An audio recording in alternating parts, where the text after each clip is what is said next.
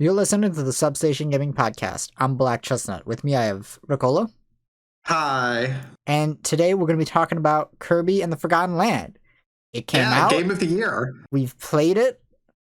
Ricola's finished it. I haven't had as much time to play it. I've been busy. So I'm only like 30% of the way through so far. You're in the fourth world, you said? Yeah, I'm in the ice world right now. Okay. Yeah, it's not a spoiler to say there's an ice world. That was given. Yeah. Man, I don't know where to start. There's so much to talk about because it's just so good. I just gotta, for first 3D game in this Kirby series, it's such a home run that it's kind of mind-blowing. Yeah. I mean, it's a fairly, like, basic transition to 3D, I'd say. You know, they didn't go ultra crazy on it. They didn't reinvent the wheel. They more or less transitioned the wheel. Yeah, it's very similar to Mario 3D Land. Gives me a bit of Crash vibes in a few ways. You know, in the sense that it's kind of like a, Sonic's ass game. Yeah, like it plays like a 2D platformer, it's just you have depth now. Yeah, it's a linear 3D platformer. It doesn't have big sprawling levels. You're going through the level. Which is fine, because the level design is great. Yeah, the level design is really good in this. Yeah. Especially in how they managed to make the environments feel really organic and alive, while also making them feel really dead at the same time. Yeah, it's dead in that Dark Souls way. It's like, this is strange and abandoned. But there are also horrible monsters everywhere. It felt like it was lived in at one point. It's genuinely kind of creepy. Yeah. Especially, I mean, I'm not going to spoil the plot at all, but it does actually give explanations for a lot of it. Right, okay. It's... Plot-wise, I really like this. Like, I can't say anything about it, but... Yeah, because we're not going to do any spoilers. Yeah, we're not going to spoil anything. So if you haven't finished it yet, don't worry, there's no spoilers. We're just going to help with our impressions and stuff. You know, we'll say maybe bring up some levels up until, like, the fourth world, maybe. Yeah. Well, I mean, you can talk about levels. I'm not worried about that spoilers. Yeah, like environments. And like mouthful mode stuff, because that was all in the trailer. Like any of the gameplay stuff, I think is fair game, unless it's like anything like crazy surprises. Yeah. So watch out for that if you don't want any spoilers. But most of the stuff we'll talk about was probably in the trailer in one way or another. Yeah. But yeah, where to start? Well, I really like the environments, because a lot of times Kirby games tend to have very samey environments because all the games take place on Pop Star, so they all feel samey from game to game a lot of times. This is very different. Like, the last time they've done this... more planet hopping, like 64, they still kind of have a similar vibe. Yeah. This one, it feels very distinct compared to a lot of other Kirby games. It's hard to put a finger on why exactly, I feel like, because it's still like very general themes. Like you got your vaguely your grass world, your water world. I think it's just like there's also like this sort of urban theme to all the worlds as well. Yeah. Like that's kind of new for Kirby. Like most Kirby levels are just mostly wilderness. Right, because the last time a Kirby game really had, a world and environmental design that felt really distinct from previous games was like Robobot, which wasn't too long ago, but compared to all the other ones, it's the only one that really stands out in my mind. Yeah. Even that Robobot's gimmick was just, here's pretty standard Kirby worlds, but now we kind of have like a metallic theme to a lot of them. They just roboticized them all. Yeah, Dr. Robotnik came by. Yeah. But this one, the sort of destroyed civilization vibe is really neat. It's really unique. And the way that that's also almost works in a cutesy Kirby game gives it a mood that's unlike anything I've ever played. Yeah. Yeah, because you're playing on like Shiver Star, but in the summer. Yeah, pretty much. I really want to talk about the third world. We saw this in trailer, so I'll say what it is. Yeah, the theme park world. Yeah.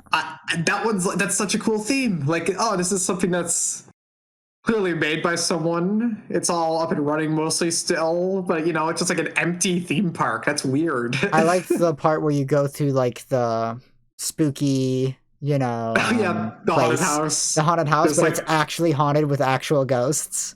yeah, so you got like the cardboard cutouts of scary ghost alien things popping out, and then Yeah. actual ghosts right next to it. It's adorable.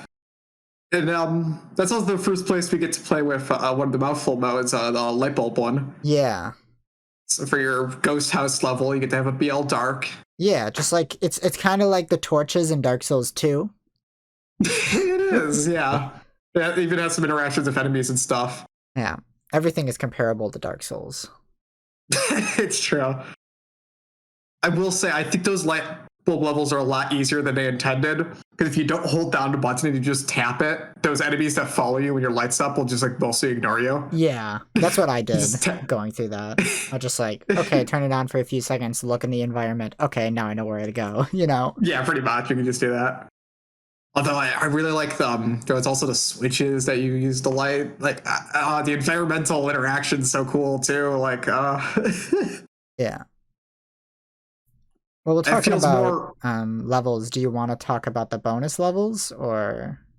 Yeah, sure. Like the Treasure Road ones, right? Yeah, That's what they're called. Correct. Yeah. I think they are pretty fun. They visually get a bit repetitive, of course. Yeah. Feel like a Splatoon level. I don't mind them being a bit visually repetitive because they are just bonus levels, kind of like the bonus levels in Sunshine. Yeah. So yeah, that's fine. Yeah, and I think I do like them a lot. Some of them are genuinely like brought up like abilities I didn't know the copy abilities had. Like if you mash the attack button and we have ice, you'll like just do the AOE one aura of ice. Yeah, like little stuff like that. It's like, oh, I didn't pick up on that. Yeah, because like I figured the ice could do that, but I wasn't sure how to activate it until I did that one in particular as well. Yeah, there's a lot of little tricks to the copy abilities and like just ways to use them like optimally that it teaches you. Like drill ones, like I know what to use drill super well. And it's like, oh, here, if you make a circle with drill, it will do like a little earthquake. And it's like, oh.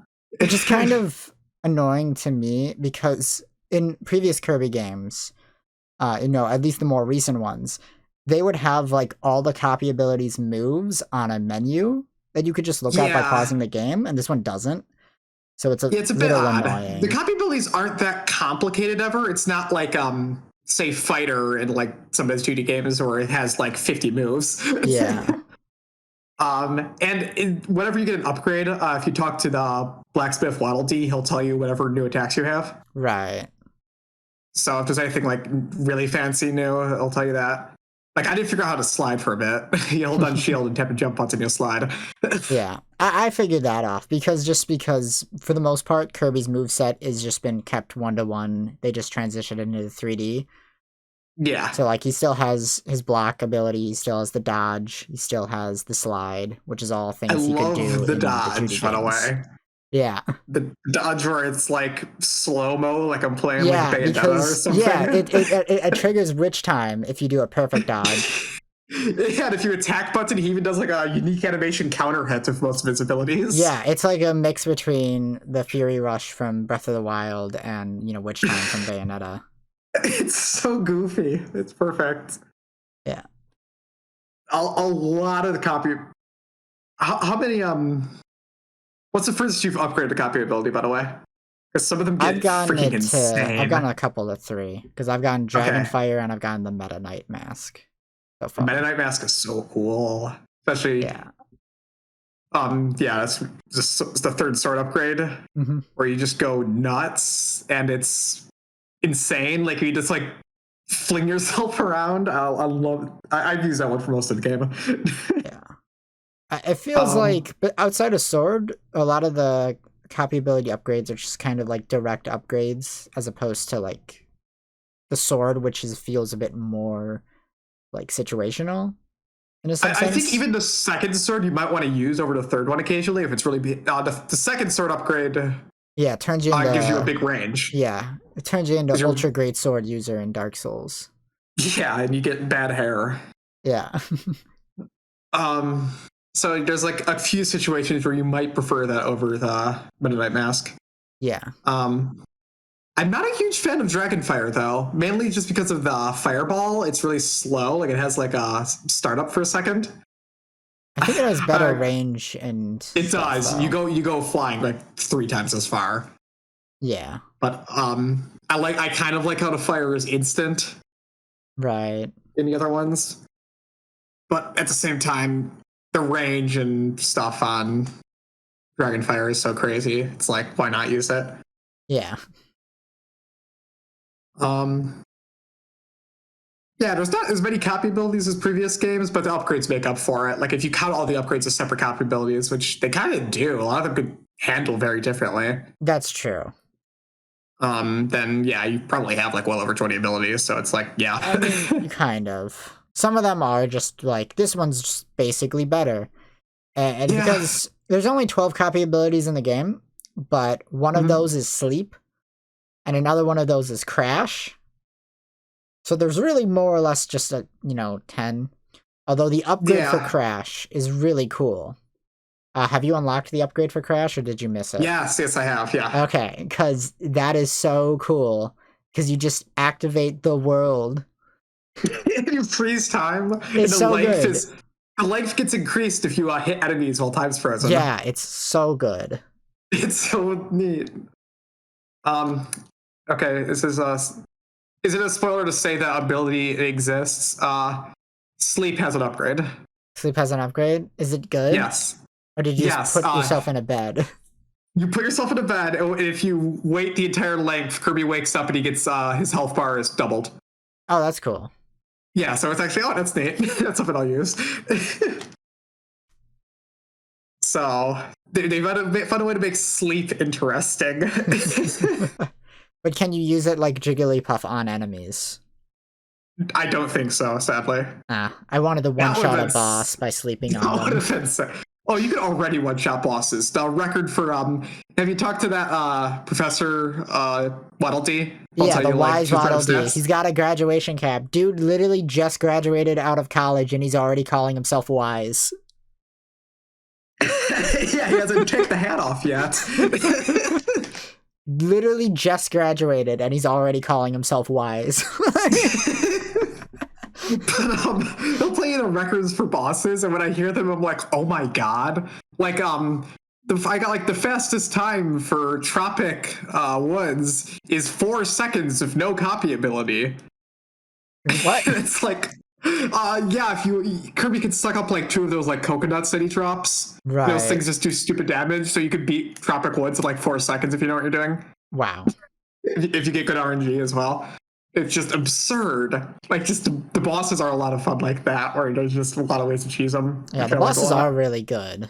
Like, when it comes to, 3D platformer tier, these are like AA tier bosses, pretty much. We got the best Meta Knight fight in the series by far. Honestly, it's easy, really but it's so cool with the camera whipping around. You're like dodging his sword fight. It's like just it's so neat. It is really easy, specifically if you use the level 2 sword, because that has a perfect block on it, so that you can just block all of his attacks infinitely. Oh yeah. I just literally for like 80% of that fight, I was just holding down the block button, and I was just like, well, you can't do damage to me. You could just, even if you don't have the perfect block, you can mostly just spam dodge on a lot of fights, and it's still pretty. Yeah. It'll work out. I'm expecting True Arena to be really hard, though. I haven't played it yet, but that's going to be a test of attrition. I never beat the True Arena in like Robobot. Yeah, I'd always get to like the final boss and then lose. I've beaten True Arena and Superstar Ultra like years ago, and that one's like huge. That one's like well over like 30 bosses or so. But Robobots, I don't think I've even attempted. I gave up. Yeah. But I'm really close to 100%ing the game, so I'm like, oh, I gotta do it. Probably not gonna even give me anything fancy for 100%ing it, but I don't care. What else? Bring up. The game's gorgeous, even on handheld mode. Yeah, it looks absolutely amazing for a Switch title. There's one little quirk I've noticed. If you ever see far in the distance, enemies far in the distance will be running at a lower frame rate. Yeah, I've noticed that. I noticed that. That's like bothered me once or twice, and it's like, whatever. Yeah, it's like I get it. It doesn't bug me that much. Gotta keep performance up. That's fine. And if I've never had stutter or anything, like so. I'm pretty sure it runs at a stable 30. Yeah, it looks really good. And controls really nice too. Kirby feels just like perfect to move around. He's like just the right speed for these levels. Yeah, the controls are really good. My only like kind of complaint about him would probably be the manual aim on the ranger ability is a little stiff. Yeah, it's fast enough and quick enough that you can. I mean, nothing's gonna be faster than you for it. Anyway. Well, it's a little hard when you're trying to aim at a precise target. Yeah. Thankfully, the reticle is like massive, so it helps a lot. But yeah. Yeah, and I believe the projectiles kill. The first upgrade gives it rapid fire, so you just shoot like crazy. It's lame. And I believe the other one gives it slightly larger projectiles, so aiming's not as bad. Yeah. So yeah, they've thought about it. That and the hitboxes. If you haven't seen, have you seen the clip of how attacks will hit even if you miss, but if the camera makes it look like you hit? Yeah, I have seen that. The game like ignores perspective, which is very convenient. Like I never had too much of a problem of like ever hitting something. Like if I want to hit that enemy, the auto lock on for the ranger is pretty good. It's the manual aim that feels a little stiff to control. Yeah. The lock on for it's fairly good. Even any melee attack, like if I want to hit that enemy, they're being hit. Like I've never had a problem with that throughout the entire game. It's kind of impressive.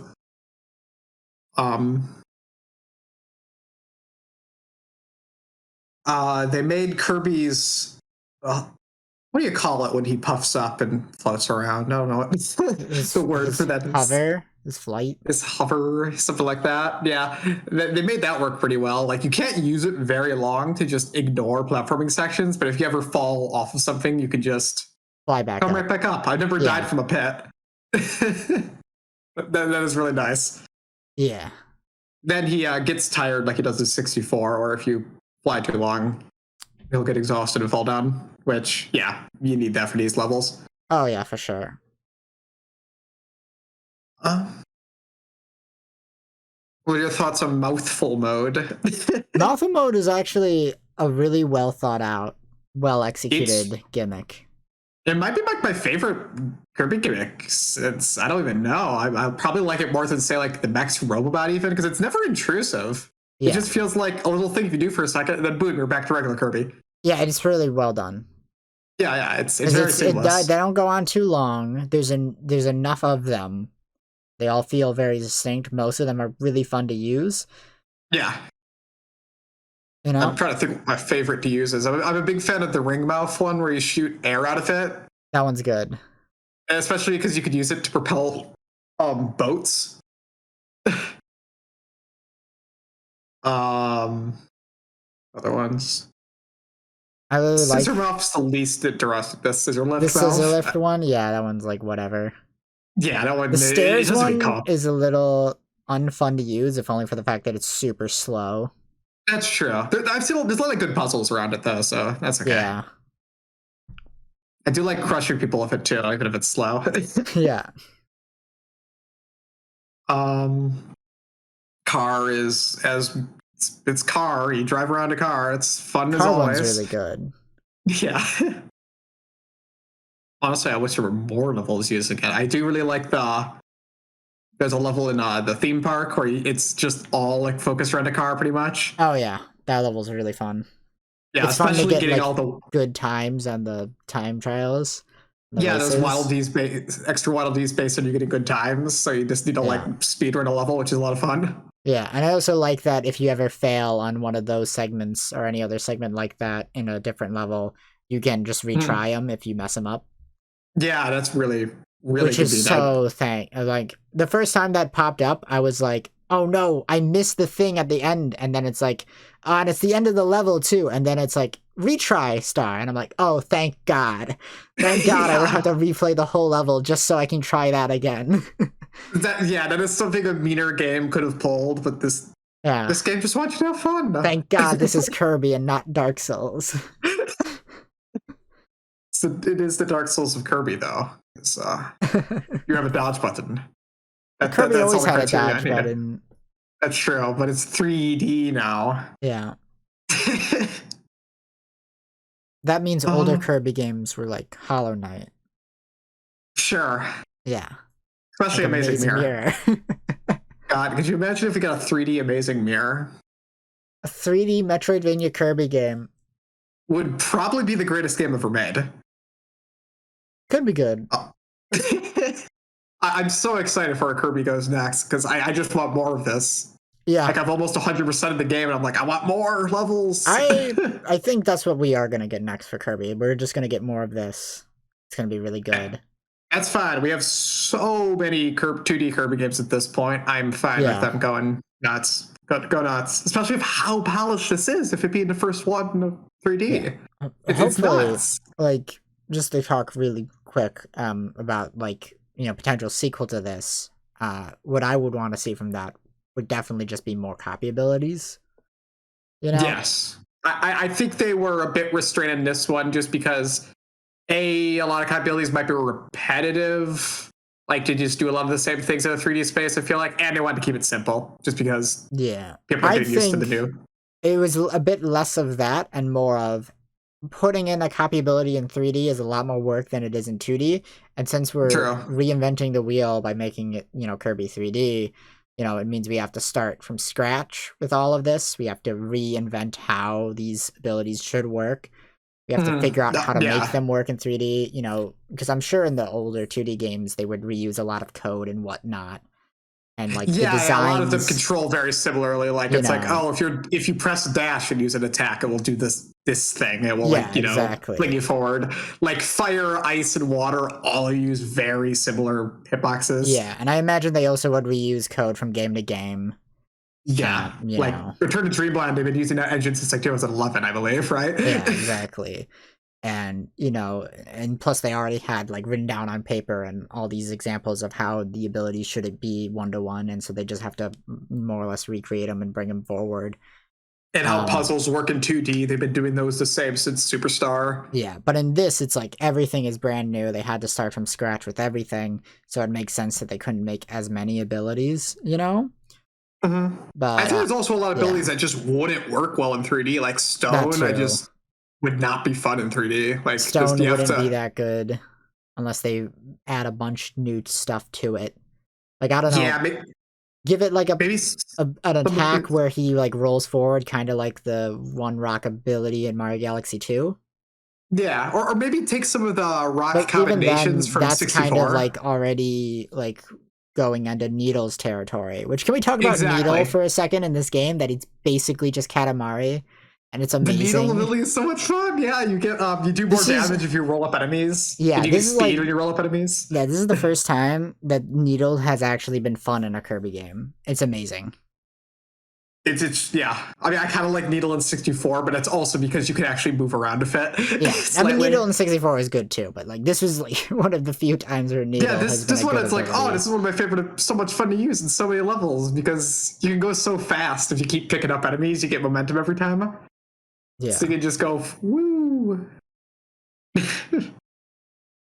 But yeah, go back to the point of like a lot of the copy abilities. Like, how would you even make Ninja work in this? Man, I like the more complicated ones. Yeah, like I really understand why they ditched Fighter. Like, I don't even know how the inputs would work for that in 3D. It'd be a little complicated. They could probably do it. They could. I imagine in a sequel they probably would try to bring Fighter back. Yeah, because that one's a cool, iconic one. Provided if the sequel doesn't have mouthful mode, I'd like to see Wheel come back. Because that would be really fun to use. Yeah, Wheel's a bit redundant now because Car does the same thing. Yeah. And having that in every level can be weird. Yeah. Other neat ones. Surprisingly, no Spark or anything. I wasn't really surprised by that one because that's one's been around since Adventure. I understand because Spark is a very simple ability. Yeah, you just do a little aura. And Ice and Spike already do that in this one. Because like Spark has like two functions in 2D Kirby. You know, you can either walk back and forth really quickly to charge up like static, and then shoot it out as a projectile, or you can hold it down to do a small AoE around you. And that wouldn't be good to use in 3D at all. Because, like, one, the AoE effect already got covered with ice. And it's not as powerful in 3D as it is in a 2D Kirby game. It just doesn't cover as much as the screen. You know, make static in, like, 3D, unless you, like, spun around or something. It would be weird. And why use that when you could just use Ranger? Yeah, exactly. It's just, there's just no real purpose to it existing. Like, even in the 2D games, it's not that good. Like, I never use Spark if I have the option to. I use it occasionally, and it's one of those things that's like, oh, you can't remove Spark when it's been around forever. Honestly, I think I prefer just using regular Kirby over Spark and just vomiting at enemies instead of trying to electrocute them with it. Regular Kirby is still genuinely fun. Yeah. Kirby's Dream Land is still a fun game with no copy abilities. That's true. Trying to think of other weird ones they could adapt. Yo-Yo. I'd like to see Poison be brought back, and I think they could do that. Which one is Poison first in? I'm trying to remember, actually. Robobot. Robobot? Okay. Yeah, it's effectively just water, but it does damage over time. And has, like, 1 or 2 extra attacks. But it does everything water would also be redundant, wouldn't it? Basically with Mouthful mode. Because we got the ability where Kirby's a water balloon. That was adorable. Yeah. I mean, a lot of the Malfa modes, at least a couple, do feel like they were like, okay, we want to have certain copy abilities, but we're not really sure how to do them, and we only want to do them for, like, some parts. So, like, Wheel got turned into Car, like, Water got turned into Water Balloon, Wing got turned into Arch, you know? Yeah. Yeah, because, I like that, and you can make an entire level based around their gimmicks. Yeah. Where before they could only be locked behind optional puzzles. Yeah.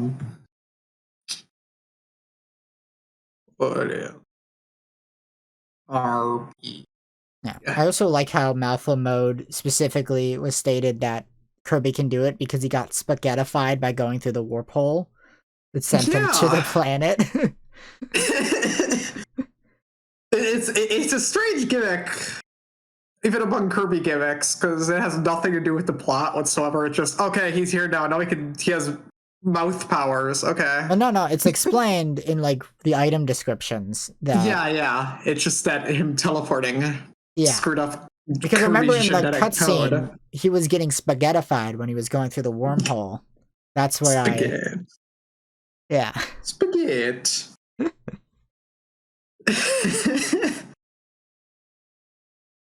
Man, I still need to play Star Allies now. I think I have a copy of that. I might. It's fun. Although I just need to say this. My Switch isn't reading game cards anymore. I had to buy this game digitally after I bought it physically. Yeah, I saw you talking about that on, like, Twitter. I was like, I don't know what happened. I haven't even, like, swapped out game cards since, like, January, so it's like, that sucks. Switch broke. All games aren't working. It's on the Switch's end. Yeah. So I don't know. Who knows? Maybe it's just an excuse for me to get an OLED one eventually. Once you buy that, that's when they're gonna announce the Switch Plus. Yes, it will be. I feel bad for anyone who bought a new 3DS, by the way. Did you buy a new 3DS? I bought a new 3DS. I don't regret that decision at all. I needed a new 3DS. Okay, yeah. Like, that one just came out. That one came out close to the Switch. I keep in mind, like, I didn't have an XL. I only had the base 3DS model, and that was getting, like, old by the time I was like, okay, I need a new 3DS, and then they announced the new 3DS, and then I was like, okay, I'll buy that one instead of getting the regular XL. Yeah, I had an XL like halfway through its lifespan, so I never really had a need for one. Yeah. Like, if you had already gotten a second 3DS, there was no reason to buy a new 3DS. But if you had only had one 3DS and you needed a new one, that it would, then it would be worth it. That's why I got it. Yeah. Speaking of that, they're shutting the stores for that down. And I need to buy WarioWare Gold before that happens. Because I didn't buy that when it came out. And now I want to play it. I need to get some of the weird games like Snake Eater 3DS because like a physical copy of that's really rare. And I want to play Snake Eater on my 3DS. Because they added also like wacky new mechanics, like you could take pictures of 3DS camera to make your own camouflage. Oh, that's fun. You couldn't even do that in like an emulator either. You'd have to get it on the 3DS. So it's like, oh, I want to do that. But Kirby. Yeah. You know what? Oh, well, you go ahead. No, yeah, what were you saying? So, you know what's really interesting that I find about Kirby and the Forgotten Land that no other really Kirby game does is that this one is very menu light. Like, there's very few menus. A lot of the stuff that would be in menus in previous Kirby games is done organically in this one. Yeah, like the hub and stuff. Yeah, it's got the big hub world. All your stuff is there. In previous Kirby games, you'd have to navigate through menus to get to all that stuff. You know, if you want to go to the arena, that's in a menu on the main screen, you know. No, even level selecting is yeah, organic. Yeah, I haven't really thought about that. I appreciate that more than menus, honestly. Yeah, it gives the game a bit of a larger feel. Like I remember Robobot when I was like towards completing it, and I'm just like in the menus. I'm like, oh, this game's tiny. Yeah, yeah, and unlocking and building up the town as you go through. Yeah. Like, I'm one Waddle Dee away from unlocking the fishing minigame. Oh, man, fishing. Yeah. I missed one Waddle Dee in the last level, and then I went back to the town right before we started recording and stuff. And I was like, wow, I'm one Waddle Dee away from unlocking this section of the town that has the fishing minigame. It happens.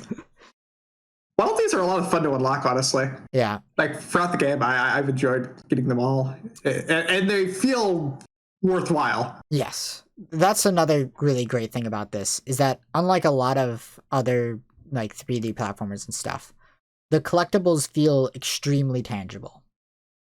Right? Because you're collecting the Waddle Dees, and you're collecting them to build up the town. And the minimum number of Waddle Dees to, like, unlock the boss is, like, super small, but to unlock the cool stuff in the town that you actually want, you have to get most of them. Yeah. So, finding all the secret ones hidden away throughout the levels is really fun. They're fun secrets, too. Like, a lot of them are, like, really cleverly hidden, but never, like, it's never, like, super cryptic. It's just like, oh, it was a fun little secret to figure out. Like, I feel like I solved a puzzle getting it. There's a lot of times where every time I've found one, I'm like, yeah. The only annoying part is just, like, getting to the end of the level, checking the one and being like, I missed one. Yeah. And then you get to the end, and it's, like, one of the hidden ones, and it's just like, you should have done this battle without taking any damage, or you stepped in the mud. Yeah, the stepping in the mud one got me. Yeah, I like, the first time I encountered the mud, I was in, like, a different level, not the one that makes you not step in the mud. I'm like, at one point, might not be in this level, but at one point in the game, there's going to be a level where if I step in the mud, I'm going to lose a Waddle Dee. And I was right when I got to it. I was just like, I knew it. It's not hard at all once you actually know that. Like, I got that on my first try once replayed the level, but still. The one that got me, this one's, I mean, it's an obvious one. Like, even after the game told me, I was like, it was just me being dumb. It was in the first Wonderland level. Third world, it's like get a view from the top of the rocket. Oh yeah, I got like that 4 times. I couldn't figure it out. I got that one on my first try. It's just there's a statue, and as soon as you start the level, shaped like a rocket. You just have to stand on top of it. Oh yeah, I got that one immediately as I entered the level, and I was like, "Ooh, rocket! Let me climb on top of this." And then I got the Waddle Dee, and I was like, "Cool! I got a Waddle Dee!" It's like 3 or 4 times before I was like, "Oh!" Yeah, that was really funny because there's the cutout sign where you can put your face in, and I was like, "I bet there's a Waddle Dee for putting your face in the sign," and then it wasn't. I was surprised that one wasn't. Yeah, and I was like, "There's no Waddle Dee," and then I was climbing around the mount, like the rocket, and I climbed on top of it just cuz, and then I got the Waddle Dee. Yeah. Another one that's right next to that one, though, is the bring the ducks back to its mom. That one's fun, too. That one was fun. Yeah. They reuse it another level, too. It's harder the other level. Yeah. Although I feel like the Waddle Dees that are the most easily missable are the ones that require you to do multiple of, like, the same thing, where it's just like, do 4 of these things, like, find the 4 hidden dudes. You know? Yeah, those ones are tricky. Where it's like, I'll find 3 of them, and then I won't find the 4th one, and I'll be like, well, I don't even know where that one was that I missed. The first level of the game, it's bloom like 5 tulips. That one actually took me a while just because the tulips are just hard to spot. Yeah. I got that one on my first try, I think. Yeah, I kept missing like 1 or 2 tulips every time. Yeah. They're still fun though. That scavenger hunt is still fun, you know, like in a it's not like Mario 64 red coin way. Yeah, they're pretty good. They're not like Yoshi's Crafted World where you have to replay the level 4 times. Yeah, no, you could get these all on your first try. I played more than half the levels. I got all the Waddle Dees on my first try. Yeah. It's very possible. The only annoying part is that a lot of times I'll get all but one, and it's like I missed one Waddle Dee. But sometimes I'll get to the end of the level and be like, oh, I missed one Waddle Dee. I have no idea where I missed them, and then I'll go to the exit screen, and I was just like, and then it's like, get through the level without, doing X thing, but I had already done that, And so then I was like, oh, I did get it, I guess. It's like, I'll reach the end of the level and be like, oh man, I missed one, and then I'll get to it, and it's just like, oh, I didn't miss him. It's such a great way to just get you instantly like, yeah. Yeah. It's like the boss ones, or it's like beating it with like a certain ability or something. Yeah.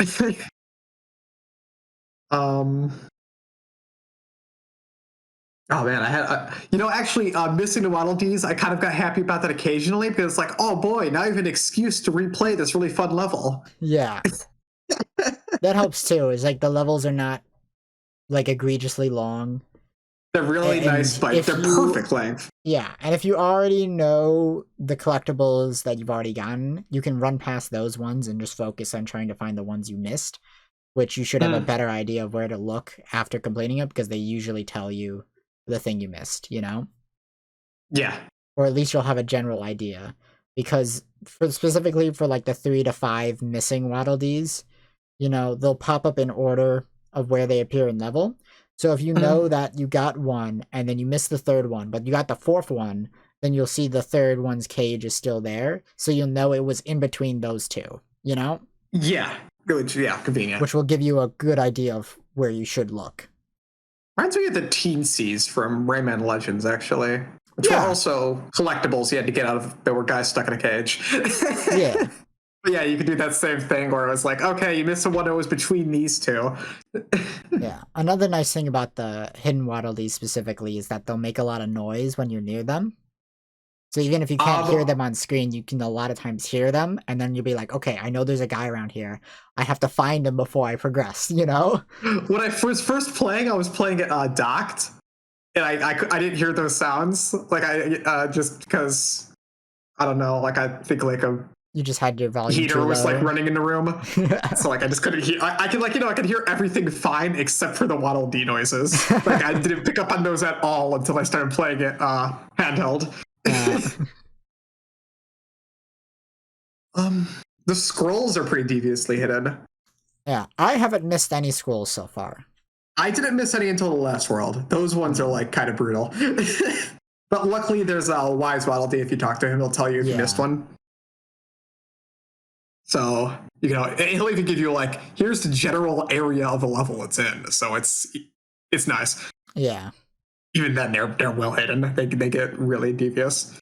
I felt like a genius finding the one that's hidden in the parade level. Did you find that one? Was that the time bomb one? It's either that or it's Floor Tornado.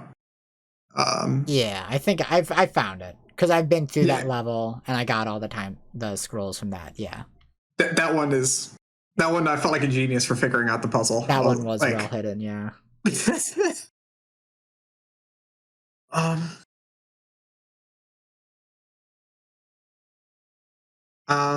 Yeah, Kirby. I'm liking the game so much. I'm just like, where do I? It's really good. What do I ramble about next? We talked about the levels a lot. The level theming is really creative and fun. Oh yeah, like it's so well executed. Destroyed City. That's cool. Then it's like water level. Oh, those are usually more boring, but it's like this kind of like industrial cement theme also going on, which is kind of neat. Yeah, it's like a water refinery, sort of. Yeah, it's weird. It's fun. I like that a lot. It's way more interesting than I think any other game it would have been. Oh yeah.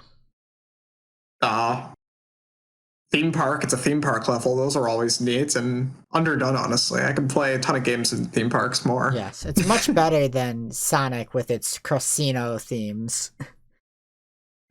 I love Sonic casino levels, but yeah. Honestly, I hate Sonic's casino levels. They're really? like, they're all, every one of them is like my least favorite level.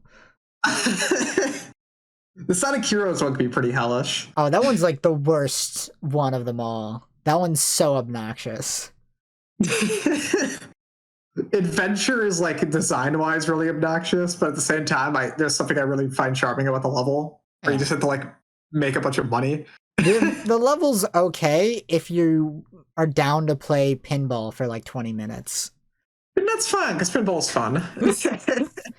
The turn you in a trash compactor. Yeah. In the fourth world, and that's the first looking for spoilers, I won't say further the fourth world, but fourth world's the ice level world, and it might be my favorite world in the game. It's really awesome. Just has this like really like chilled out vibe, like the music and the environments are just beautiful. Oh yeah, can we talk about the music? Like, yeah. Oh my god, the soundtrack is amazing. It's, I don't know how to put it into words. Like, it's absolutely fantastic.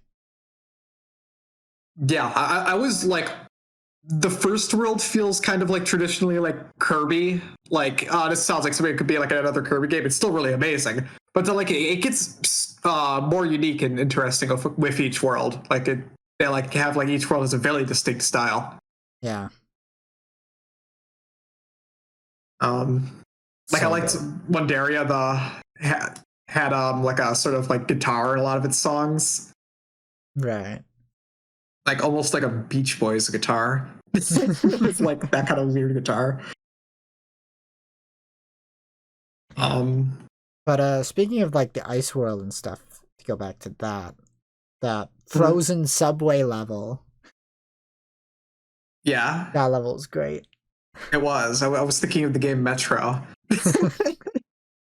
Especially with the way you start outside of it, like with like a giant like ice and snow everywhere in front of like the entrance to the Metro is like, this is literally just a Metro 2033 level. Good choice, Kirby, for your post-apocalyptic game.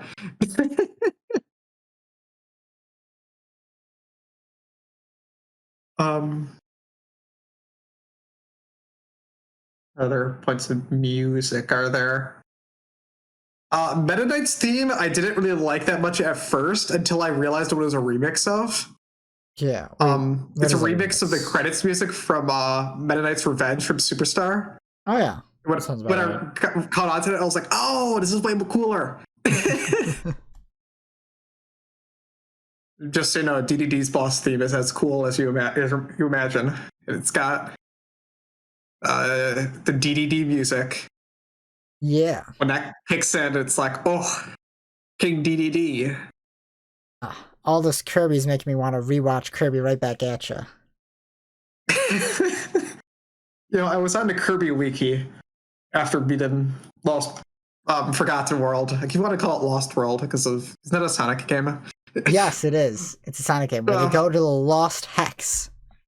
How did they lose it? It's a big giant floating globe. Sometimes it goes away and then it comes back. Okay. But I was on the Kirby wiki just like reading plot stuff. Right. I like how like 90% of the plot is for Right Back at Ya. Oh yeah. If you agree it's canon, because I've seen disagreements on whether it should be considered canon or not. Kirby Right Back. Because if you don't, then there's a ton of mysteries. Yeah. Like they've never had an official thing. Does Meta Knight count as the same species as Kirby? The answer is yes. Yeah, he probably is. But what's going on there? Yeah. The bigger question is Galactic Knight just Kirby from the future? My answer is yes. That is a really fun theory. Yeah. It's the only thing that makes sense to me. Like, what other... Because, like, he travels from the future into the past. Like, that's already part of his lore. Yeah. You know? And, like, what other pink Star Warrior is it gonna be? You know? Yeah. I suppose. It's like, Galactonite is obviously just Kirby from the future after destroying every being in the galaxy. Comes back to the past to fight himself as a baby, because he's crazy. And Kirby kicks his ass. Yeah. How did Kirby get weaker as he got older? It's crazy. Well, you know, see, when Star Warriors are babies, they have infinite potential. They become lamer as they get older. Yeah. That's why Meta Knight's such a pushover. Yeah. Because Kirby, he can't retain any of his abilities unless he recently consumed something with it, right? But Meta Knight, he has all of his abilities at all times, right? Because Meta Knight, except for he doesn't have any good abilities. He doesn't have like Crash. Well, he has like, you know, 5-6 abilities all mixed into one because he's a fully grown Star Warrior, so he can maintain all of that stuff permanently. Yeah. You know, but Kirby's just a baby, so he can't. But he has infinite potential. Okay. Yeah, that makes sense. Now, the most shocking Kirby lore I learned was that Escargoon is in Mass Attack. That's the most shocking thing. I didn't think he would ever show up at a Kirby thing. That wasn't right back at you. You better get it with a money-back guarantee. The enemy guy is also in Mass Attack, and he just makes a cameo, but he's there. Yeah. I mean, he's just Nightmare, but still. Well, no, isn't he just a guy who works for Nightmare? He's not literally himself, Nightmare. I think he's Nightmare putting on a face, like he's supposed to be. See, I don't really remember the ending. I just remember there was a big movie ending. It was really awesome. It had an Air Riders reference. Yeah, I see that. Kirby fought Nightmare from, you know, Kirby's Adventure. Yeah, it's. I should go watch right back at you. Is it Dreamland? I don't know. It's hard to keep track of all these Kirby titles. Right Back at You, the anime was made as a tie-in to Nightmare in Dreamland, which was a remake of Adventure. Yes, that's true. It's very funny. Because I've already told this story before, but I'm going to tell it again. Because my first introduction to Kirby was through the anime, you know, through Right Back at Ya, because that was one of the shows I'd watch in the Saturday morning cartoon lineup, you know. Yeah, poor kids. So that was my first introduction to Kirby. And so sometimes when they're, you know, airing Right Back at Ya, you know, it would cut to commercial break and it would go to like a commercial for like Superstar Ultra, right? Yeah. And I'd be like, whoa, they made a Kirby game. I don't know how long it took you to get exposed to Smash Bros. It wasn't too much longer after that. When I was little, Smash Bros. Always weirded me out. I've said it before, but like I saw it like at a Best Buy, and I saw like Snake fighting Yoshi, and I was like, "What the hell is this? Why is a military man beating the crap out of Yoshi?" Oh, it's funny because like when I first got like Brawl, like all the series I had been like introduced to like already were like, you know, Kirby, Mario, Zelda. And I guess Yoshi too, as well, because, you know, Mario. I generally don't think when I first played Brawl, I knew anyone like outside of Mario and Sonic. Yeah. Oh, and of course I knew Sonic, so. Yeah.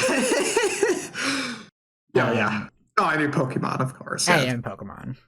I don't know if I played a Pokemon game before Brawl, though. Actually, I might have won Mystery Dungeon. I think I can't remember. Pearl before Brawl came out. I genuinely can't remember. It's been so long. I can't remember when Brawl came out exactly at this point. 2008, I think. And Pearl came out in like what? 2007? Probably 2006. Or 6. 6 or 7. That sounds right. It might have been the year DS came out. Yeah. I don't think I got Pearl right away though. I think I played it later on. Yeah. I don't remember. Now, the first Kirby game I played was Epic Yarn. I remember being annoyed by it because he doesn't have copy abilities in that. Right. He does turn into a tank, though, so that kind of makes up for it. I don't even remember the first Kirby game I actually played. did you say you played Canvas Curse? Oh yeah, it was Canvas Curse. What is with us in playing the spin-offs first? I don't know. Epic Yarn had heavy marketing. You know what's funny? That's why Canvas Curse is like the highest rated Kirby game besides Forgotten Land. That's weird. It is Not weird. that Canvas Curse is bad, it's just that's strange. It is very strange, because Canvas Curse is not as good as the rest of the mainline entries. You'd think like something like, how do you give like a bad review to like Return to Dreamland or something? Like, how do you not give that a 9 or 10? They were like, oh, it's too easy. That's a lot BS. Of Kirby like bad reviews are like it's too easy, and it's just like you guys are missing the point. It's designed to be like that. It's like complaining that Souls game is too hard. I can get that complaint, but they at least always include something like the True Arena that's like borderline undoable. Yeah. The only Kirby game that I feel like I would actually like knock points up for because of its difficulty would be Star Allies. And that's only because the game more or less plays itself. You know? Yeah.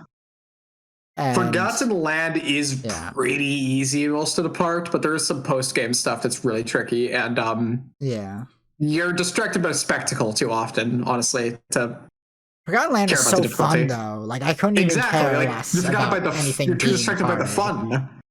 I don't care if I'm not dying. I'm having fun. Yeah. Speaking of, like, you know, dying and, like, difficulty stuff, there is, like, 2 different difficulty modes in Forgotten Land, which is ultra hardcore mega gamer mode and mega baby mode. Yeah, Wild and Spring Breeze. Yeah, Wild Berry versus Spring Breeze. Wild just gives you 10 extra coins when you complete a level. Yeah. I'm playing on Wild Berry difficulty. I've only died once so far, but that was because I like missed a jump and was then stuck in like a pit. And then I realized there was like an obvious collectible that I just missed because I missed the jump to go for the collectible, more or less. But there was an enemy in the pit, so I just let the enemy kill me so I'd reset at the checkpoint. That was the only time I've died so far. I think all of my deaths outside of post-game stuff were just trying to do stupid jumps with mouthful mode abilities, like trying to make like a jump that I clearly cannot make. Yeah. But when you do die, you'll lose 100 coins, which is actually a pretty sizable cut. Yeah, it takes a while to make money. You know, in like Mario Odyssey, if you die, you lose like 10. You die so rarely in this game, though. That's true. I died, I think, 4 times total. Yeah. It's like... How's it been going, by the way? I'm just curious. 52 minutes. Okay, I'm just wondering. Oh, we can keep rambling about Kirby. Yeah. Kirby. Yeah. I want to go play more now. Going into like, because we mentioned this a while ago, but like the collectibles being worthwhile, the star coins and stuff actually feel worth going out of your way to collect in this one. Oh yeah, there's a lot of stuff to spend money on. Because you need to spend a lot of money on the upgrades abilities and like even like temporary like consumable power-ups and stuff. Yeah. So I have been using these power-ups. Gacha machine. You spend all your coins in the gacha machine. Yeah. Oh, that's gonna be the most annoying thing for 100%. Yeah, getting all the gachas. Because, like, you find, like, the low-rank ones, you just find those in levels. So, like, by the time you're done with the game, you have, like, 10 of each. Yeah. But, like, the higher-rank ones, like, rank 3 and 4, it's like, oh, no, I'm going to have to spend so many coins for those. That's going to...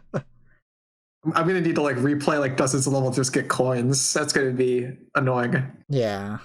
But you can put those figures in your house above Kirby's fireplace. Yeah. They're cool. My only kind of complaint about them is that they only have figures from this game. Yeah, the last couple Kirby games that had collectible stuff like this, you had collectibles from that would reference the entire series, you know. Yeah. Yeah, that's true. That's odd. Why can't I get mail galore in my house? Yeah. Or marks. Yeah, that was like the one really nice thing about Star Allies is how fan service heavy it was. Yeah, they had something from everything. Yeah. Except Epic Yarn. We didn't get to play as Prince Fluff, sadly. That's true. This is like the only one that's not playable. I'm kind of surprised he's not playable because he's one of the only characters that was. Yeah, Deroche is just as a main villain. We got all the main villains playable. Yeah. But I know I mentioned it like earlier with Star Allies and how the game more or less plays itself, which is true. But I feel like a lot of Star Allies' problems, it's really funny in that a lot of its issues come from it being overambitious. They wanted to incorporate all these mechanics and stuff from previous entries and to be like the ultimate Kirby game where it brings back all the mechanics from past games and stuff, like the capturing enemies for the AI from like Superstar and like fusing copy abilities and stuff from like 64 and was it full 4-player multiplayer from Return which was to the other Dreamland. game Squeak Squad let you fuse copy abilities. Yeah, like 64 and Squeak Squad and like the full 4-player co-op from Return to Dreamland. Yeah. And then on top of that also having like every single enemy and like bringing back also every single main character from the entire series as a playable character. Yeah, did they miss any copy abilities? I'm wondering in Star Allies. There's a few. Okay, because I was wondering if they also did every copy ability, then oh my god, that was ambitious. I don't know if they had poison, but I know they had water, so they're probably thinking that's redundant. Fair enough. Poison's neat, but water plays the same. Yeah. I don't remember which ones they left out, but yeah, there was a couple that didn't make the cut. Yeah. But they brought back cleaning and then had a whole new moveset for it. I forgot cleaning existed. Yeah. Which games was that even in? I want to say it was Dreamland 3? Yeah, that sounds right. Yeah, because you have a broom. Yeah. And if you used a broom with that creepy pink thing, you ride on it like a witch. Yeah.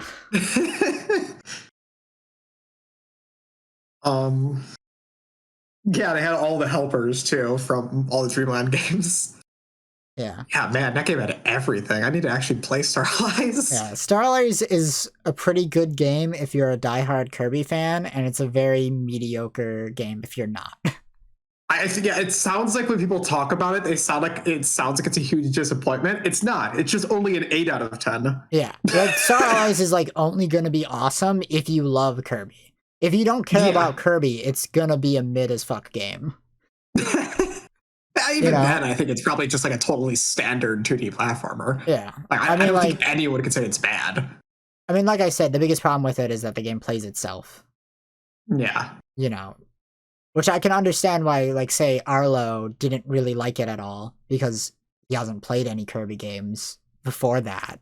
So, of course, he's not gonna care about it, because the entire point of that game is that it's loaded to the brim with Kirby fan service, Yeah. Whereas Forgotten Land is like the exact opposite, where it's nothing but new stuff, more or less. It's a breath of fresh air. Yeah. In a series that was already like consistently good, this feels like such like a step forward in being good. Oh yeah. I'm guessing you haven't had a chance to do the 2-player co-op at all. I haven't, yeah. Yeah, I haven't had a chance to do it either. I haven't been able to play as Bandana Waddle Dee. All I know is Bandana Waddle Dee, also when I talked to him a couple times throughout the game, he says that he gets stronger when you get scrolls too, so I'm curious what happens then. I wonder if that means his base attacks just get more powerful, or that he like unlocks new abilities as well. Yeah, I'm curious. I haven't been able to experiment with it at all. Yeah, because he effectively functions as like a 13th copy ability, because he has the whole spear move set. But it's locked behind him, which you can only do that if you're playing co-op as player 2. It doesn't seem to be a way to play as him solo, unless like if you 100% the game, maybe you get Bandana D mode. I have no clue what happens if you 100% the game. So, I'm close, but I haven't heard. It's like a kind of unlock Luigi moment. That would be sick, but I don't know if they will. Yeah, I imagine you wouldn't be able to just because he wouldn't be able to do math film mode, so how would he be able to complete most of the levels, you know? Yeah, that's true. On his own. Because he doesn't have a mouth, so he can't do mouthful mode.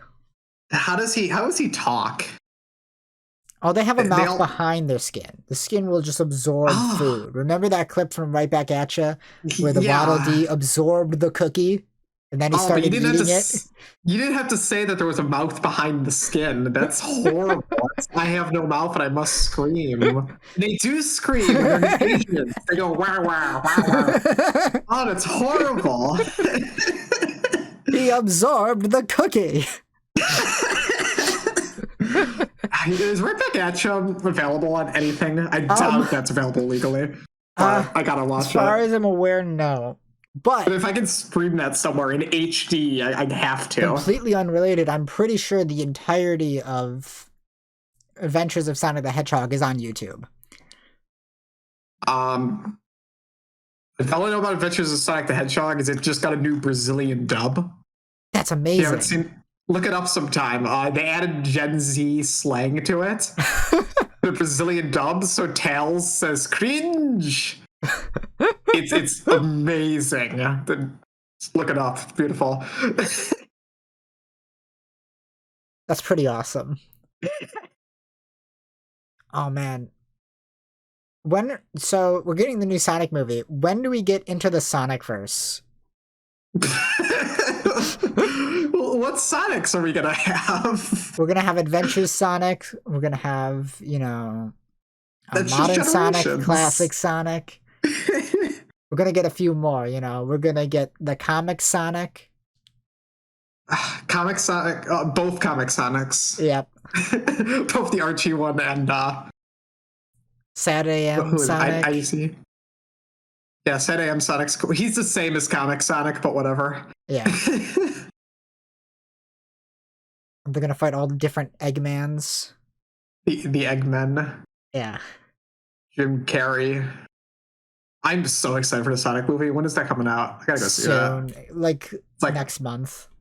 I missed Spider-Man in theaters. I'll probably miss Batman in theaters, but I will see Sonic. I want to see Sonic, but I'm probably gonna end up missing it as well.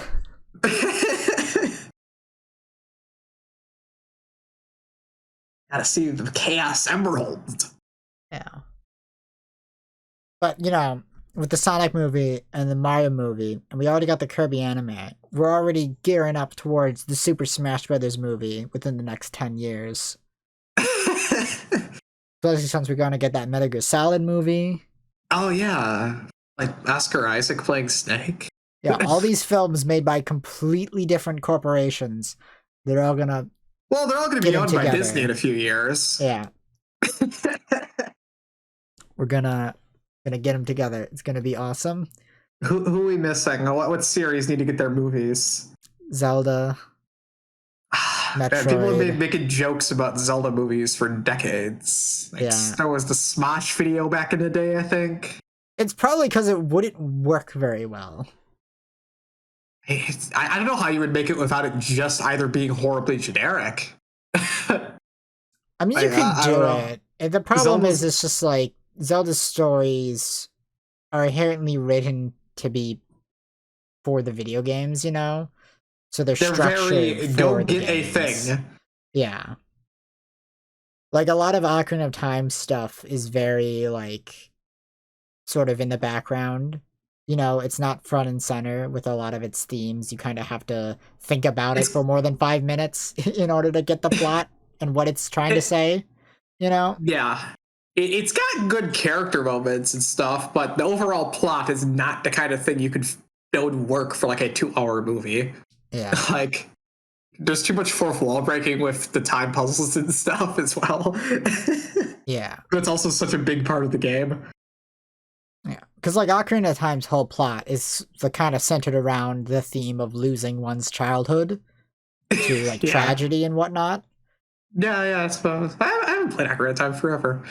Because, Link is, forced to, lose his childhood due to these, world events, more or less.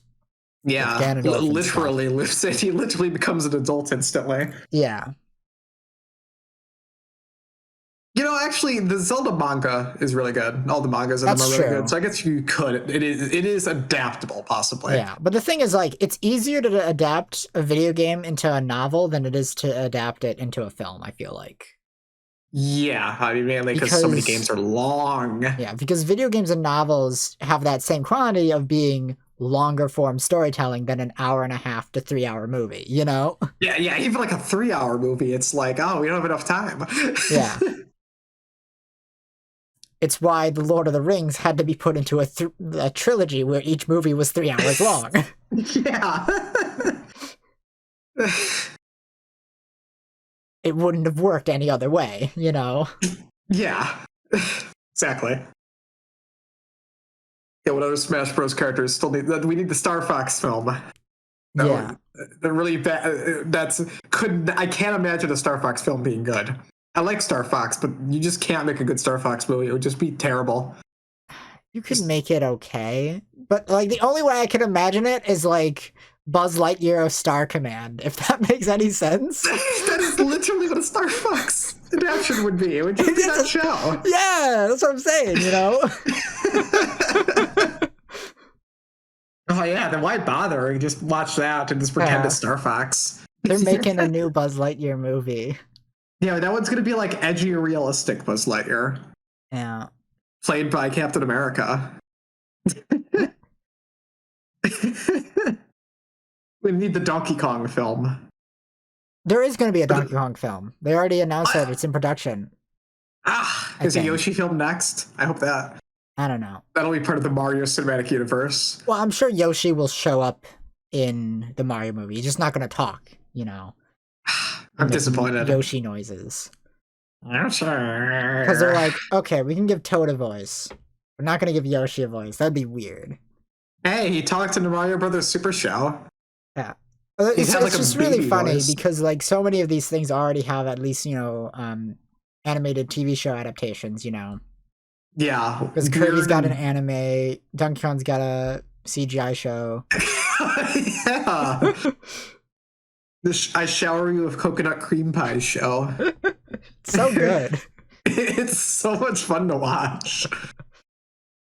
Sonic's gotten like 5 shows. Sonic has a ton of shows. And they're all good too. Like besides Underground, everyone else is good. And Underground is hilarious. Is like unironically great. Adventures is really funny. Yeah, Adventures is like hilarious. It's like so up my alley. Adventures is my favorite Sonic show, like easily. It's so funny.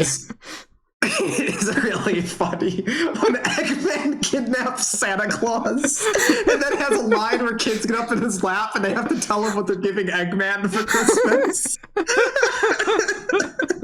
That's so funny. I don't know why. It's like, what are you giving Robotnik for Christmas? Even Sonic Boom is funny. Yeah. We got Boom, which is pretty funny. Yeah. X is a generally pretty good adaptation of the adventure games. Yeah. I know your hate for X, but I don't think that's because of the show itself. It's not because of it has nothing to do with the quality of the show. I only dislike X because I've seen it way too much. Yeah. Which is like, I've rewatched that show like a dozen times against my will. So at this point, I'm just like, X is not bad, but I never want to look at it ever again. Yeah, I've seen every episode way too many times. Like the only part of X I could rewatch at this point would be like the final season against like the Meta X or whatever, because that's the only season of the show. Yeah, that it wasn't aired as much, that I haven't seen 12 times over. I've only seen it 3 times over. Have you seen that weird episode where he becomes Dark Sonic and it's never brought up again? I'm sure I have. I just don't remember it. I think that was the 3rd season. There's just like an episode of Sonic X where he gets like evil darkness powers and it's never explained or brought up again. Are you sure that just wasn't Shadow pretending? No, it was Sonic. It was like an evil, like supersonic form. Because Shadow is in, X. Oh yeah, he has a whole arc. I had that on DVD. Yeah. And Underground is extremely fun, even if it's awful. Because they have to have a musical number every episode. Yeah. And there's an episode where they raise a baby, and the baby explodes. The baby explodes. So what you're saying is Sonic Underground is the Phineas and Ferb of Sonic adaptations. No, that would be Adventures of Sonic the Hedgehog because it's actually funny. But there's like a musical number in every episode. That's true. I mean, Sonic Adventure had musical numbers too. I mean, not Sonic Adventure. I mean, it's the Adventures of Sonic the Hedgehog. Yeah.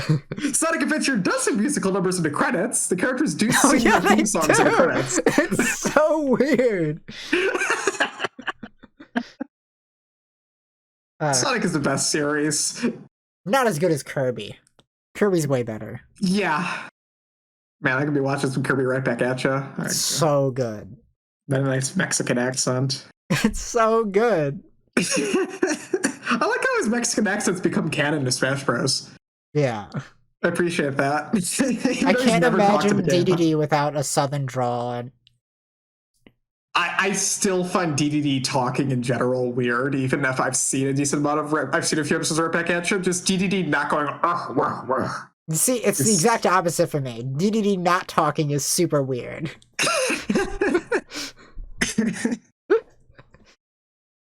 That darn Kirby. I mean, he talks in like Superstar Ultra. Oh, yeah. He has dialogue, yeah. Yeah, and I'm pretty sure he also has dialogue in the NES one, Adventure. Or maybe that was the narrator. And that those are two different entities. I mean, Kirby has dialogue in Epic Yarn, but it's never said out loud. It's narrated by a narrator. Right. Which is really weird. Kirby has like 3 lines. It's like, this is strange. It feels like pants when he first arrives into New Yarn World. That's one of Kirby's only lines in the series. Yeah.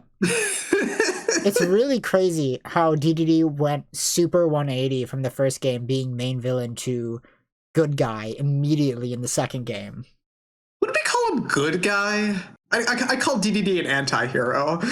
No, he was the good guy. Cause like the plot of Adventure, you know, is that Kirby is yeah, that's like the twist at the ending was like he was trying to get resources to destroy Nightmare, right? Yeah. He was trying to stop Nightmare from awakening. And then Kirby unleashed him by like removing the Star Rod. Or then he used the Star Rod to kill Nightmare. Yeah. But look, the opening like thing of the plot is it looks like DDD's just trying to like be greedy and get a bunch of stuff again. Yeah, okay. Yeah. That's a twist. Yeah. And Meta Knight's there. They never explained Meta Knight. Yeah. I still don't get what the heck is going on with Meta Knight. Why was he trying to do a hostile military takeover of Dreamland in Superstar? Because he just was. Yeah. Don't worry though, DDD doesn't talk in Forgotten Land. Yeah. He has people to talk for him.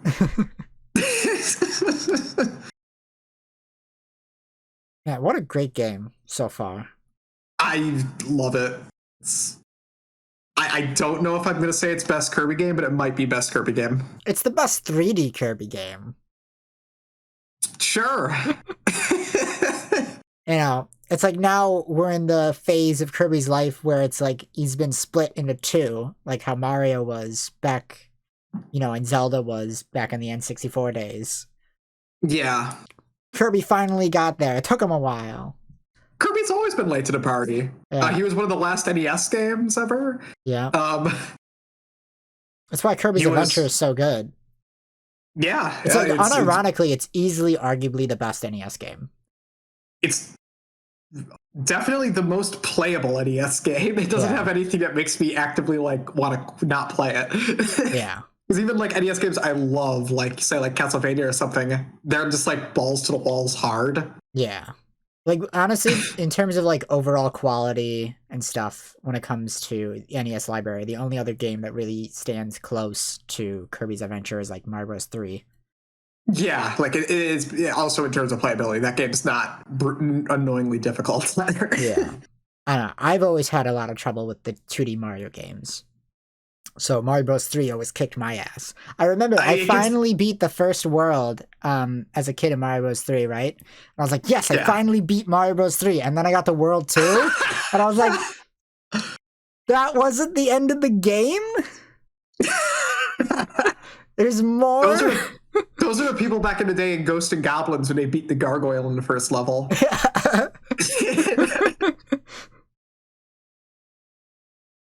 That's what? That's not the end. Yeah, I don't know. Like, for some reason, 2D Mario and, like, 2D Sonic always kicked my ass. But, like, other 2D platformers I'm, like, fine with. You know, it's like Mega Man. It's like, okay, he's tough. Oh, Mega Man, but he's, like, Mega not Man that much hard. harder. Yeah, but, like, for me, like, Mega Man's, like, substantially easier. Like, I'd rather play through a whole Mega Man game than try and play through any Mario game. Yeah, like Sonic, I've played Sonic since I was, like, a baby.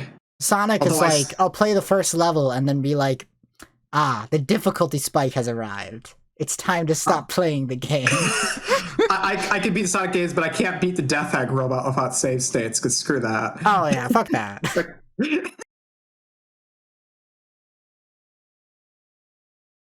But I can still beat Kirby's Adventure at NES, because that game was made by sane people that are nice.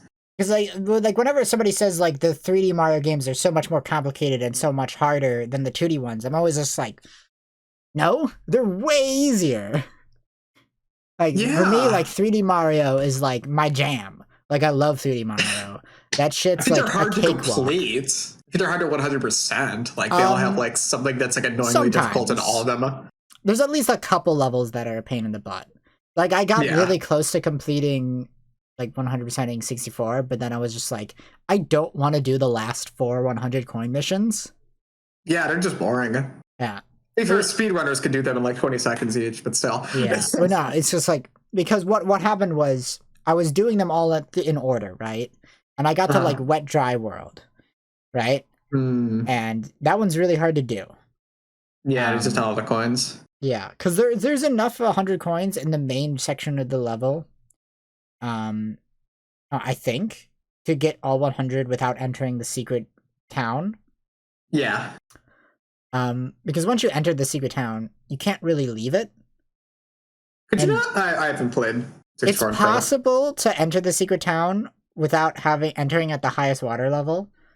But in order to do that, you have to do like some weird, like God mode platforming, you know. Okay. So it's kind of like a big pain in the ass, and I didn't know the trick, you know, when I was playing through it that you could do in order to do it. And so what happened was, I was getting all the coins, right? I was at 99 coins. There was one coin, the last coin I needed to get was like falling away from me in the water, right? I was trying to swim towards it. I couldn't swim fast enough. The coin despawned because they only last for like fucking 10 seconds. You know, and I was just stuck there with 99 coins with no more coins I could pick up. And I was just running around the level for like 5 minutes being like, there's gotta be one last fucking coin in this level. And there fucking wasn't. Oh, God. And it was the most, it's like, I'm like, plus it's like, it took me like 5 minutes at least, like 5 to 10 minutes just to get to 99 coins in the first fucking place. The point I was just like, no, I'm not doing this. There's no, you don't need to 100% Mario 64. All you get is you get to see Yoshi making a typo, and you could just get up there with a good wall jump anyway. Like you could just triple jump and wall jump off the side of the castle to get up there. It's really easy. Yeah. And I was just like, that was just the most soul crushing moment ever. Kirby doesn't have any soul crushing moments. It's pure happy. Yeah, it's really good. I'm trying to think if there was any points that I wanted to talk about that we didn't touch on. Because we talked about environments, music, gameplay, menus. Yeah. I know we only briefly talked about the bosses, which are really good.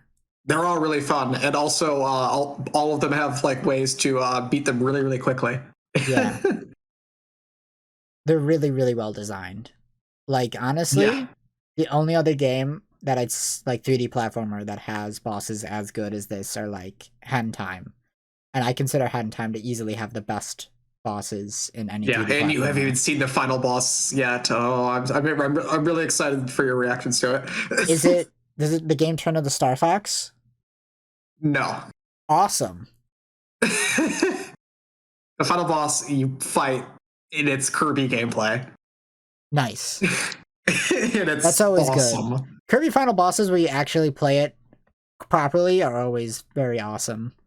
The Kirby final bosses where it's like, it's Star Fox now, are kind of lame. They'll usually at least be well spectacle, but they're kind of lame. This has spectacle as well, don't worry about that. But you know, actually in Superstar you have the side-scrolling shooter part, but then you just actually fight Marks regularly. Yeah. That's by far the hardest thing in the game. Oh yeah. A lot of Kirby games will incorporate both. Like Star Allies did that. That had the shmup part, and then you would go into the regular fight part.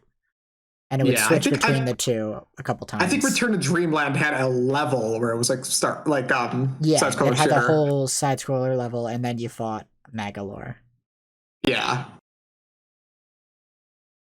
Man, all Kirby the Kirby final games bosses are so good. They are. I was like, I got shivers during Forgotten Lands. It's so cool. Yeah. Call me right after you beat it, so I can. I'm pretty sure I saw a leaked screenshot of the final boss. Ooh. For like 5 seconds. Okay. So I'm pretty sure I know what it is. It's still really cool, especially all the explanations for what it is. Yeah. But yeah. Look forward to that, anyone listening, if you haven't played it. Go play it, everybody. This game's amazing. Yeah. What's going to beat this is Game of the Year already. Yeah. I still haven't played Elden Ring, but... Oh, yeah. Wow, this is the Elden Ring killer. Elden Ring's better, but like, yeah. Oh, this is the Elden Ring killer. I mean, this is really great. It's not as good as Elden Ring, though. I don't know. I mean, like, I've put over 100 hours in my main file on Elden Ring, and I'm still not like done with it yet. Like I have a whole other area I haven't even gone to yet. This game might have a better later half of Elden Ring, though. I've seen a lot of people saying the later half of Elden Ring's pretty frustrating. This game, it's just awesome. It's not that frustrating. It's just it gets harder. Yeah, there's a few bosses you need a certain amount of vigor, though, because some bosses have undodgeable attacks, I believe, that's BS. No, well, they're not undodgeable. They're just hard to dodge. I mean, I don't have that problem because my character has 50 vigor, so... Yeah. Like, not my problem. You all should have leveled vigor. Yeah, that's the message for every Souls game. Yeah. But yeah, Kirby. Go play it. That's the message of the day. Go buy Forgotten Land. Yeah. So to go make a sequel soon because I want to play more. Yeah, I'm trying to think if there is anything that I forgot to mention because we talked about the level designs, we talked about the collectibles, we talked about the menus, we talked about the gameplay, talked about the bosses, talked about the music. Let us know in the comments what we forgot to talk about, and then we'll reply to your comment. Something big. Yeah. We didn't talk about the delivery service. Oh, where you enter a code and he gives you some coins, and that's about it. Yeah, I guess we haven't talked about the Waddle Dee Town that much. We talked about it a little. There's stuff you haven't unlocked yet, so I don't know. I mean, like, okay, can we just mention how the first thing they build right away is the movie theater? They have that built, like, immediately. Immediately. It's just like, that's the first thing you gotta do. If you walk in there, the guy says that, hey, entertainment's important. Yeah, it's like, why did we build a movie theater first? Entertainment's important, you know? It's like, these Waddle Dees got their priorities straight. It's like, hey, just because our city got destroyed by these monsters, they gotta see Sonic 2. We're gonna miss out on the new Spider-Man and the new Batman movie.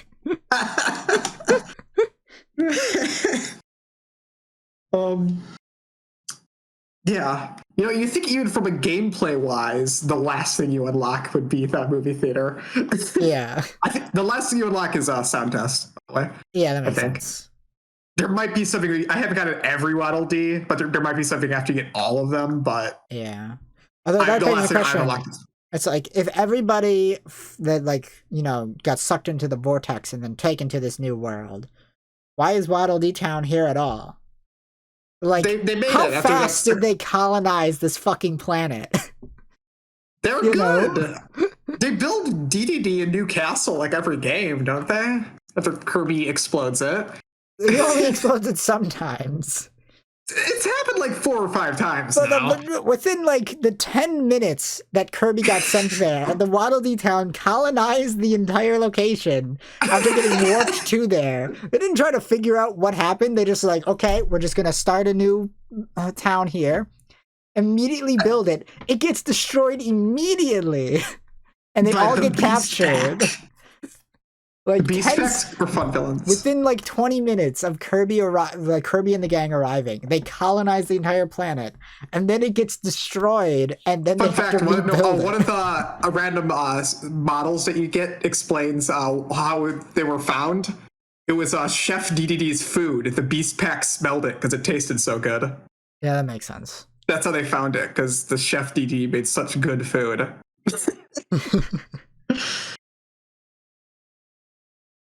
The town's so cute. I love all the little stuff you can do. I want to play it in co-op just so you can also see Bandana Waddle Dee hanging out with Kirby and Elfilin, doing fun stuff like fishing, and you can go eat, and they go sit on top of there.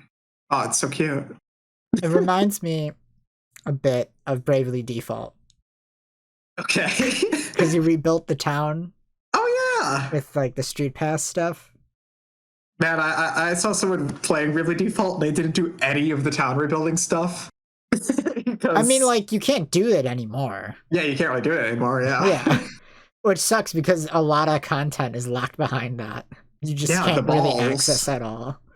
Like, there's a ton of super bosses that you just won't ever really fight because of that. And then there's a ton of extra bonus gear and items you can get from that. It's annoying online stuff in games, but hey, online stuff's also neat, so I guess it's lose-lose, win-lose situation. Like, I'm pretty sure that's a similar case to, like, Dragon Quest IX, because I remember that had a ton of online features akin to that.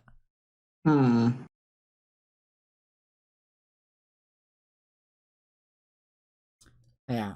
But the last time I checked Wise Waddle Dee, he said that, like, I think 90 million Waddle Dees have been rescued across the universe. Okay. Yeah. That's pretty good.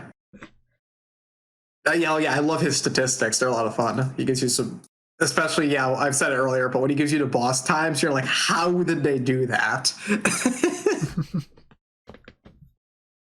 I'm impressed. I saw someone beat Claw Relane in 9 seconds with one of the Ranger abilities. Crazy. I can't comprehend that. So anyway, I just started blasting. I'm glad they gave Kirby a gun finally. Oh yeah, Gun Kirby's really good. His hats are all so cute, by the way. Each ability is. But you know the problem with Gun Kirby? It now means that one clip from Right Back At Ya where Kirby has a gun is no longer like funny, like haha, Kirby has a gun now. No, that's just normal now. How far we've come. Wait, did they have that in the 4Kids one? Probably not. I don't really remember. They changed it to like a big hammer, like in One Piece? Maybe. Or finger guns like in Yu-Gi-Oh! So good. Kirby. Now I'm like just like in a mood to replay a bunch of Kirby games. I started Epic Yarn recently. Replay that. There's a couple DS ones I've never even touched. Like I've never played Squeak Squad or Mass Attack. That's true. I haven't played any of the Dreamland games. I haven't played 64, so I need to do that. 64 is one of my favorite Kirby games. Just don't try 100% it because it's a pain. Yeah, because don't you have to, in order to 100% it, you have to make sure to get all the picnic jumps right on the cards. Oh, dude, God. Not even just that, it's annoying. It's just the crystals that are in the levels. You need to be like psychic to know what abilities you need. Yeah, but if you don't get all the crystals, you get the bad ending. It ain't happening. You're not going to save the fairy princess or the fairy queen or whatever? Save themselves. They can do it. No, she's going to get corrupted by 02. Oh, no, not the Darling in the Franks character. Nah, the cool one from Kirby. The Dreamland games, Dreamland 2 is really solid. It's just feels like adventure again. Dreamland 3 is adorable, but it feels like a step back from Superstar though, because abilities are a lot simpler. Yeah. I don't like it nearly as much as Superstar. But yeah. Yeah. I gotta play Mass Attack, the one where you get to play as 10 Kirbys at once. Oh man. Except for that's probably unplayable except for on original DS, so I'm gonna have to download a copy. So anyway. Yeah. I think that's Kirby. about it. Go buy it. Go play it. Go play Kirby in Forgotten Land. It's the best game. Best game. It's really good. 10 out of 10. Yeah. So thank you for listening to the end of our Kirby podcast. We're very rambling Kirby podcast. It was a good one. It was a good one. Thank you so much for staying till the end. If you like this video, it would mean a lot to us to hit like. It also mean a lot to subscribe. If you would enjoyed my content and want to see more, it means a lot. Tell us how you felt about Kirby down below in the comments. We want to know too. Yeah. What is something didn't like Kirby? What did we not say about Kirby? What did we let miss? us know if we forgot anything somehow. Yeah. So thank you so much for watching. Goodbye. Farewell.